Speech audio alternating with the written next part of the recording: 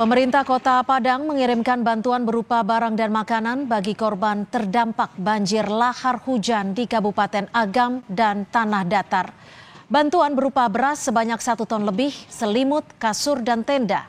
Selain bantuan logistik, Pemkot Padang juga menerjunkan 10 personel untuk membantu petugas gabungan di lapangan dalam melakukan proses evakuasi dan pembersihan. Kita dikoordinir oleh BPBD Provinsi, Basarnas, kita sifatnya membantu. Ya. Kalau seandainya dibutuhkan kita akan kirim. Tapi yang jelas ini semua yang akan berangkat ada berapa? Ada berangkat 13 orang. 30 ya. Ada sekitar 10-an berangkat ini mereka semua. Arus lalu lintas dari Solok menuju Kota Padang saat ini macet total. Sejumlah kendaraan besar seperti bus dan truk terpaksa berhenti. Bahkan selama 4 jam lebih kendaraan yang melintas tak bisa bergerak.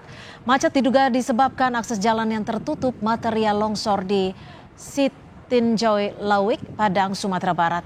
Hingga Senin siang kendaraan tidak bisa melintas.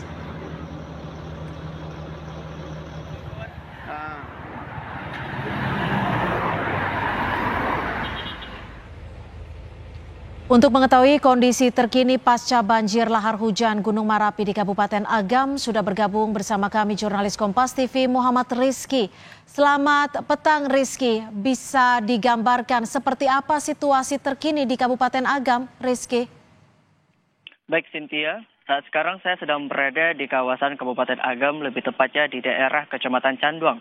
Di sini merupakan tempat terparah yang terjadinya banjir bandang lahar dingin. Bisa kita lihat di belakang saya ini masih banyak berbatuan yang masih belum bisa dibawa untuk dibersihkan dengan menggunakan eskavator. Tadi pagi hingga siang ini sudah dikerahkan 3 eskavator untuk membersihkan area yang terjadi. Namun sampai sekarang tim gabungan masih melakukan proses pembersihan area. Seperti itu. Rizky, batu-batu besar ini apakah ikut merusak atau berdampak pada bangunan di sekitar lokasi, Rizky? Ya, batuan besar yang ada pada saat sekarang ini beberapa ada yang merusak dari bangunan warga, terkhususnya di bagian rumah dan tempat usaha karena terbawa arus oleh banjir bandang yang terjadi 2 hari yang kemarin.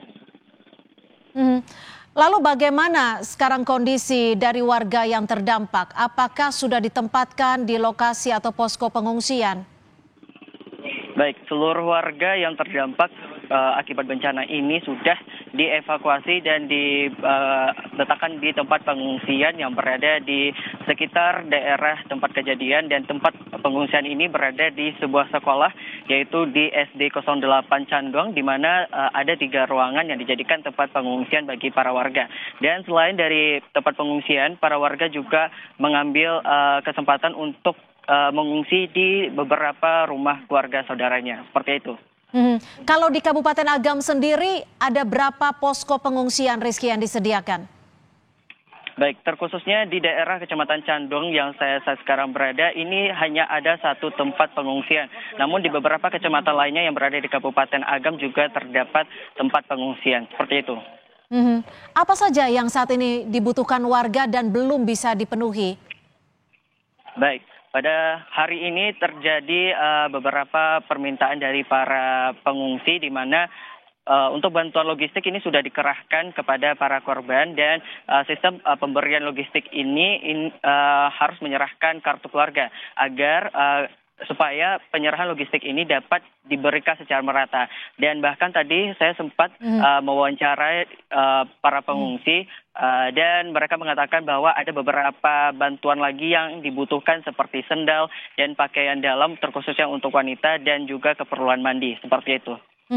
Rio, maaf Rizky, bisa digambarkan seperti apa ini di belakang Anda tampak batu-batuan besar, apakah saat ini tim gabungan masih melakukan kegiatan di belakang Anda?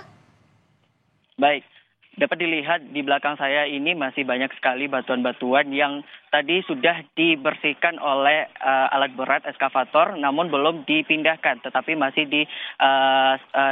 disingkirkan di tepi-tepi supaya jalan di tengah dapat dilalui oleh alat berat. Dan masih sampai sekarang tim gabungan tim SAR masih melakukan pembersihan di beberapa titik lokasi yang ada di tempat kejadian. Seperti itu.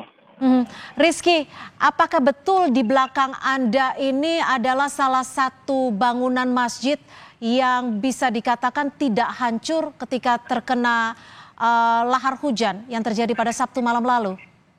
Ya, benar sekali. Di belakang saya ada musola yang dimana menurut para warga di sini mengatakan pada saat kejadian musola yang berada di belakang saya ini ketika banjir mulai berdatangan, arus dari banjir ini terbagi dua sehingga musola tersebut tidak terdampak cukup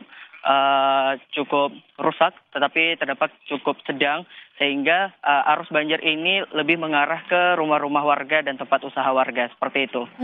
Artinya bangunan musola ini saat ini digunakan sebagai apa? Apakah warga juga bisa mengungsi ataupun beristirahat dan beribadah di sana?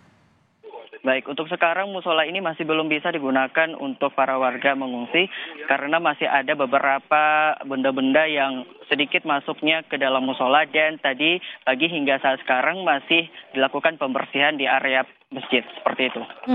Kalau kendaraan-kendaraan di sana juga terdampak dan rumah-rumah warga seberapa banyak yang terdampak, Rizky? Baik, untuk info berapa jumlah rumah yang terdampak saat sekarang ini masih belum diketahui berapa jumlahnya. Namun dari tadi hingga sekarang ketika pembersihan dari tim SAR gabungan masih banyak sekali kendaraan-kendaraan yang terdampak di sini sudah mulai dikeluarkan dari area-area yang sulit untuk dibersihkan seperti itu. Baik, terima kasih Muhammad Rizky, jurnalis Kompas TV melaporkan langsung dari Kabupaten Agam, Sumatera Barat.